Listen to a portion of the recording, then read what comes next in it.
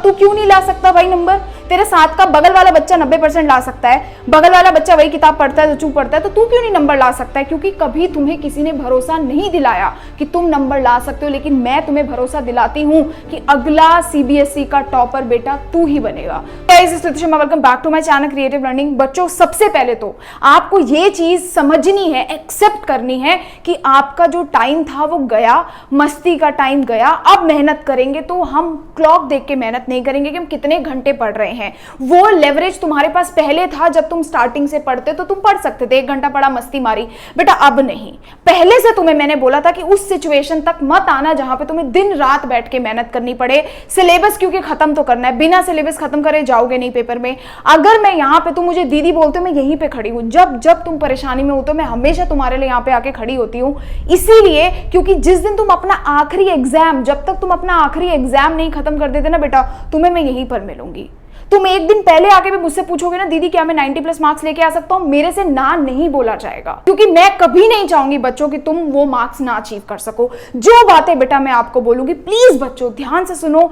जितनी जितनी बातें बोली जाए वैसे करो। हमारे पास अभी भी टाइम है, लेकिन सीरियसनेस के साथ, अदरवाइज तो कोई फायदा नहीं है। तुम देखोगे कोई फायदा नहीं, तुम अगले महीने फिर से मैं स्ट्रैटेजी ले आऊंगी, तुम देख लोगे, कोई इसका फायदा होने नहीं वाला। ध्यान से मेरी बातों को सुनना बच्चों। मेहनत करने के लिए तैयार हो तो लिखो, दीदी हम बिल्कुल मेहनत करेंगे। हमने जितनी लापरवाही करनी थी कर ली, अब मैं मेहनत करके दिखाऊंगा कि मैं 95% ला सकता हूं। ठीक है, सबसे पहले यार मैंने आपके लिए पूरा चार्ट बना दिया है। अक्टूबर, नवंबर, दिसंबर और जैन। यहाँ पे देख रहे हो, जैन रेड कलर से है, दिसंबर ऑरेंज कलर से, मतलब ये डेंजर जोन की तरफ तुम जाते जा रहे हो। जितना जितना पीछे होगे बेटा उतना उतना टाइम बर्बाद होगा। अभी भी जो समय है ध्यान से पढ़ना है। अक्टूबर में देखो क्या करना है। सबसे पहले आपको अपने सिलेबस को ना 3 पार्ट्स में डिवाइड करना है। ठीक है, फॉर एग्जाम्पल आपने पहले मेजर 3 सब्जेक्ट्स है, फिजिक्स मतलब साइंस का ले लिया, सोशल का ले लिया, मैथ्स का ले लिया, पूरे नंबर ऑफ चैप्टर्स लिख लिए। फर्स्ट मंथ में यानी अक्टूबर मंथ में हम पहला portion of the syllabus cover करेंगे, यानी ऑलमोस्ट 1/3 ऑफ द सिलेबस। मान लो आपके 10 चैप्टर्स हैं, ये 10 चैप्टर्स हमको इस मंथ में करना है, जिसमें मैथ्स तो होनी ही चाहिए। अब आपके ऊपर, आप साइंस के सारे चैप्टर्स करना चाह रहे हो कि आप सोशल के सारे चैप्टर्स करना चाह रहे हो, टोटली अप टू यू। लेकिन मैथ्स आप स्किप नहीं करोगे, मैथ्स आपको करनी ही करनी है हर दिन। तो ये 10 चैप्टर्स कौन से हैं वो आपको टारगेट बनाना है। मैंने यहाँ पे 10 लिखा है, ये थोड़े ज्यादा भी हो सकते हैं, थोड़े कम भी हो सकते हैं। ये चैप्टर्स आप लिस्ट बना लो और लिख लो कि इस मंथ के लिए मेरे ये टारगेट्स हैं। चाहे आपका हिस्ट्री के 2 चैप्टर्स रख लिए, चाहे आपने इकोनॉमिक्स के 4 चैप्टर्स रख लिए, टोटली ऑन यू। आपको ये लिस्ट पहले मंथ की प्रिपेयर करनी है। सेकंड मंथ में आपको दोबारा से बचे हुए सिलेबस का सेकंड पोर्शन, यानी यहां पे अगर 10 चैप्टर किए तो यहां पे आपके पास मान लो दोबारा से 10 चैप्टर्स आए, वो आपको कवर करने हैं। वो पूरे आपको पढ़ने हैं उस पूरे महीने में, अच्छे से पढ़ाई करने। कैसे पढ़ने आगे बताऊंगी, बट अभी ये देखो। ठीक है, फिर आएगा आपका third portion of the syllabus. दिसंबर में कोशिश करो अपने लिए चैप्टर्स को कम बचाओ। मैंने वैसे यहाँ पे 10 लिख दिया, फॉर एग्जाम्पल 7 चैप्टर्स बच गए, यानी कम चैप्टर छोड़ो दिसंबर तक। मोस्टली मेहनत करके अक्टूबर और नवंबर में ही मेजर सिलेबस खत्म कर दो। दिसंबर के लिए केवल वो चैप्टर्स छोड़ो जो तुम्हें मतलब अभी नहीं पढ़ने का मन है, या तुम्हें कि बाकी कर लेता हूं, या जैसा भी है, पर कम चैप्टर्स छोड़ो, ताकि दिसंबर में जब तुम्हारे पास विंटर वेकेशंस होती हैं, उस समय पे तुम ये अक्टूबर नवंबर पढ़ा हुआ मेजर चंक अपना खत्म कर सको, रिवाइज कर सको, मल्टीपल रिविजन्स कर सको। ठीक है, तो ज्यादा चैप्टर मत छोड़ना, ताकि तुम अच्छे से दिसंबर तक रिवीजन भी अपनी कंप्लीट कर सको। दिसंबर में मेन एम अपना रिवीजन का रखना। जैन में एग्जैक्ट क्या करना है वो मैं आगे बताऊंगी, बट अभी इन 3 महीनों को, ये जो 3 स्टेप है, स्टेप 1, स्टेप 2, स्टेप 3, इन 3 स्टेप्स पे आपको बिल्कुल अभी से दिमाग लगा लेना है कि मैंने मेहनत करनी है, मैंने चढ़ना है। मैं रात में बैठूं, मैं दिन में बैठूं, मैं सुबह बैठूं। हर एक बच्चा पढ़ रहा था, मैं मस्ती कर रहा था। अगले महीने बच्चा पढ़ रहा था, मैं मस्ती कर रहा था। मैंने उन सारी मस्तियों को यहाँ पे कंपनसेट करना है। देखो, गोल तुम्हारा है। मैंने तो तुम्हें फोर्स नहीं किया 90+ मार्क्स लाने के लिए, लेकिन तुम क्या चाहते हो? 90+ मार्क्स लाना। मैं उसी की तपस्या बता रही हूँ बच्चों तुम्हें। ठीक है, अक्टूबर में, नवंबर में, दिसंबर में सबसे पहले बेटा ये शीट बना करके मुझे पहुंच जानी चाहिए हर एक बच्चे के। अक्टूबर गोल, नवंबर गोल, दिसंबर गोल। इसमें क्या चीज तुम मिस नहीं कर सकते, ये जितने भी चैप्टर्स करोगे, फॉर इंस्टेंस 10 चैप्टर्स तुमने कवर किए, बेटा रिवीजन स्किप नहीं करनी। रिवीजन हमने रोज करनी है, रिवीजन हम रोज करेंगे। जितना जितना पढ़ेंगे, जैसे ही टाइम मिलेगा रिवीजन करेंगे, जैसे ही टाइम मिलेगा रिवीजन करेंगे, ताकि ये 10 चैप्टर्स हमें बाय हार्ट लर्न हो जाए। आगे समझ में? ठीक है, अब मेजर गोल आते हैं। दीदी चैप्टर पढ़े कैसे? चैप्टर की अप्रोच अब डिफरेंट हो जाएगी। पहले क्या था, चैप्टर पढ़ रहे थे, बुक निकाल रहे थे, क्वेश्चन बैंक या जो भी आपके पास बुक्स है आप दुनिया जहान के क्वेश्चंस कर रहे थे, टाइम नहीं है। या तो बहुत सारे क्वेश्चंस कर लो या तो थोड़े क्वेश्चंस कर लो और बार बार कर लो, इंप्रूव कर लो। सिंपल सी बात है। आपने सिलेबस को अप्रोच कैसे करना है, सबसे पहले आपको कोई भी चैप्टर पढ़ लेना है।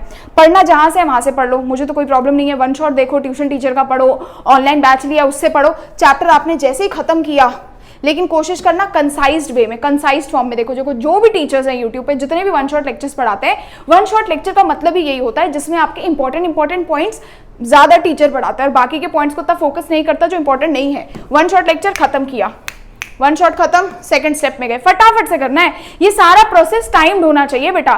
टाइमर लगा के बैठोगे तुम कि मेरे पास 1 घंटा ये चैप्टर करने के लिए, इस 1 घंटे में मुझे ये चैप्टर कुछ भी करके समझना है। मैं ना इधर देखूंगा ना उधर देखूंगा, पूरा अपने कॉन्सेंट्रेशन के साथ काम करूंगा।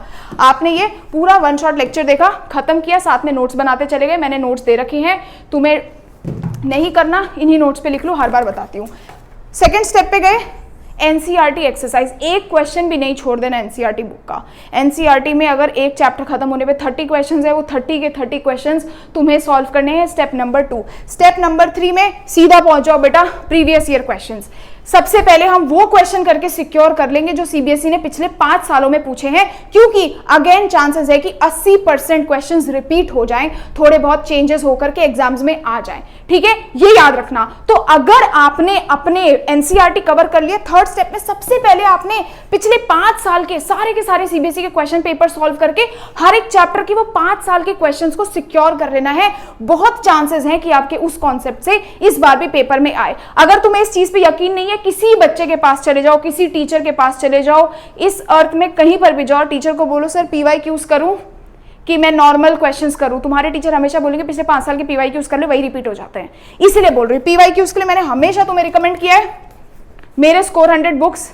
मैं नहीं बोल रही कि तुम मेरे कहने पे लो, तुम खुद जाओ Amazon पे रेटिंग्स देखो, बच्चों के रिव्यूज चेक करो। मैंने यहाँ पे तुम्हारे लिए जो स्टूडेंट्स हैं, बहुत सारे स्टूडेंट्स ने क्या किया था, ये देखो, ये मैंने लिखा हुआ है, ये हर्षिता करके कोई बच्ची है, इसने पूरा अपना स्कैन करके भेजा हुआ है मेरे को कि दीदी मेरा पूरा पेपर रिपीट हुआ था। निशांत करके, ये बच्चे हैं भाई, आप इंस्टाग्राम पे जाओगे आपको मिल जाएंगे बच्चे, मैंने इसलिए स्क्रीनशॉट ले लिए थे। देखो बहुत से ऐसे स्टूडेंट्स हैं जिन्होंने ऐसे मैसेजेस करे थे। ठीक है, ये देखो, ये सारे स्टूडेंट्स हैं जिन्होंने मुझे मैसेज करके भेजा था कि क्या क्या क्वेश्चंस उनके एग्जाम्स में रिपीट हो रहे हैं। ये देख रहे हो, ये क्योंकि बच्चों ये क्वेश्चंस जो है ना, ये सीबीएसई के क्वेश्चंस है और सीबीएसई डेफिनेटली अपने क्वेश्चंस रिपीट करता है। कोई टीचर खुद बैठ के नहीं पढ़ाता। सबसे पहले लास्ट 5 ईयर बुक खोली, चैप्टर पढ़ लोगे, revision, mind map, cheat sheets मिल गई, आपने सारी पढ़ी, सीधा गए पहले क्वेश्चन पेपर में, पूरा सॉल्व किया सर्कल करके, 5 साल के क्वेश्चन पेपर कर लिए। तुम्हारे लेवल ऑफ कॉन्फिडेंस देखना।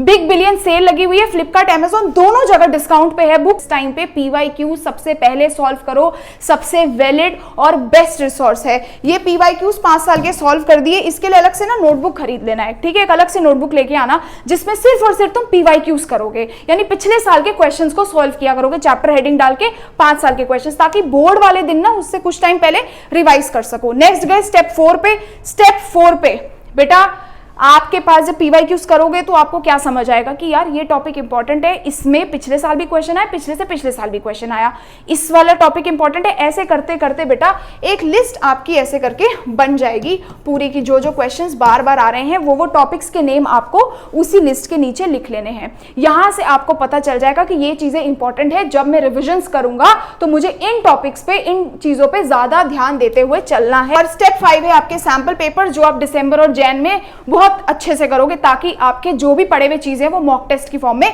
कंप्लीट हो सके। ठीक है, ये सारी चीजें हो गई मैक्सिमम से मैक्सिमम। अब एक चीज दिमाग में रखो, स्टेप 6 और 7 ये 2 सबसे मेजर स्टेप्स हैं जो आप स्किप नहीं करोगे। स्टेप 6 में बेटा आपको जितना हो सकता है revise repeat, revise repeat, revise repeat. 10 question करे, दोबारा करो, दोबारा करो, दोबारा करो, तब तक करो जब तक मैं तुम्हें क्वेश्चन दूं और तुमसे हो ना जाए। तो हमने कम पढ़ना है लेकिन बहुत बार पढ़ना है। बहुत टीचर तुम्हें ये बात बोलते होंगे बेटा, और वो फैक्ट है कि कम पढ़ो लेकिन रिपीट करके पढ़ो। पीवाईक्यूज कर रहे हो, मीनिंगफुल रिसोर्स है, तेरा पेपर उससे बाहर नहीं आएगा, उस पर फोकस कर, उससे पढ़। पिछले 5 साल के पेपर से ही तेरा पेपर बनेगा। Revise and repeat. And step 7 होता है तुम्हारे लिए, जो मैं अपनी तरफ से करने वाली हूं। तुम्हें 1 अक्टूबर से 30 डेज के लिए ऐसे डेली टास्क असाइन हुआ करेंगे जो तुम बिना करे नहीं सो सकते। अब इस डेली टास्क में मैं क्या दूंगी? क्वेश्चंस भी हो सकते हैं, टेस्ट हो सकता है, कोई चीज मैं बोल सकती हूँ कि ये टास्क कंप्लीट करके सोना, पढ़ना, जो मेरे हिसाब से मुझे लगता है कि तुम्हें अगर मैं दूं तो तुम्हें बहुत हेल्पफुल हो सकता है एग्जाम टाइम के लिए, तो वो सारे टास्क तुम्हें रोज असाइन हो जाया करेंगे 30 डेज के लिए मेरे टेलीग्राम पे। और ये सारा काम तुम्हें करना है और मुझे वापस सबमिट करना है मेरे इंस्टा पे, फेसबुक पे, टेली पे। ये काम मुझे रोज मेरे तक पहुंच जाना चाहिए, रोज तुम्हें मिलेगा होमवर्क। ये याद रखना, ये 30 डेज जो मैं बातें बताऊंगी बेटा, जो भी चीजें, एक असाइनमेंट मिस किया समझ ले you are losing on your marks. ये बस याद रखना, ठीक है? इन चीजों को फोकस करके चलना।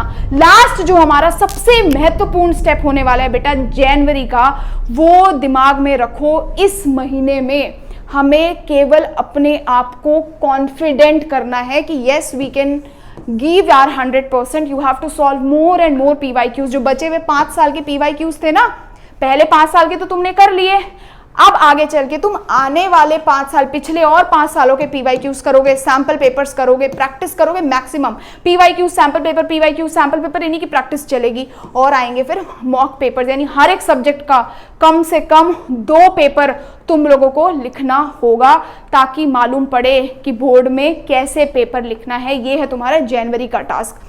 बहुत ज्यादा टास्क नहीं दिए हैं, थोड़ी थोड़ी बातें बेटा बताई हैं, प्लीज इसको कर लो। मुझे पता है, पूरा भरोसा है तुम कर सकते हो। सबसे पहले मुझे बताओ कमेंट्स में, क्या तुम ये कर सकते हो? पता है इसका सबसे पहला स्टेप क्या है? खुद में कन्विक्शन, भरोसा। देखो एक बात समझो, 2-3 महीने ज्यादा पढ़ने से कुछ नहीं जाएगा। आप एक कॉन्फिडेंट पर्सन बन के निकलोगे। तुम्हें मैंने हर बार ये चीज बोली है कि अगर एक दिन पहले पढ़ के 90% आते हैं ना, उसका कभी फ्लेक्स मत करो, क्योंकि वो किसी काम के नहीं है बेटा, वो तुम्हारी मेहनत के है ही नहीं। ना तुमने मेहनत की, ना तुमने पूरा दिन रात बैठे तुम, वो तुम्हें फील ही नहीं हो पाएंगे बेटा, खोखला महसूस करोगे। उस वाले फेज पे मत जाओ। लिखो नीचे कॉमेंट्स में, दीदी मैं मेहनत कर सकता हूं, मैं मेहनत करूंगा, मैंने गलती करी है इतने टाइम तक। और तू क्यों नहीं ला सकता भाई नंबर? तेरे साथ का बगल वाला बच्चा 90% ला सकता है, बगल वाला बच्चा वही किताब पढ़ता है, चुप पढ़ता है, तो तू क्यों नहीं नंबर ला सकता है? क्योंकि कभी तुम्हें किसी ने भरोसा नहीं दिलाया कि तुम नंबर ला सकते हो, लेकिन मैं तुम्हें भरोसा दिलाती हूं कि अगला CBSE का टॉपर बेटा तू ही बनेगा। तो इसीलिए पढ़ो, आज से काम करना शुरू करो। Till then thank you so much and bye bye.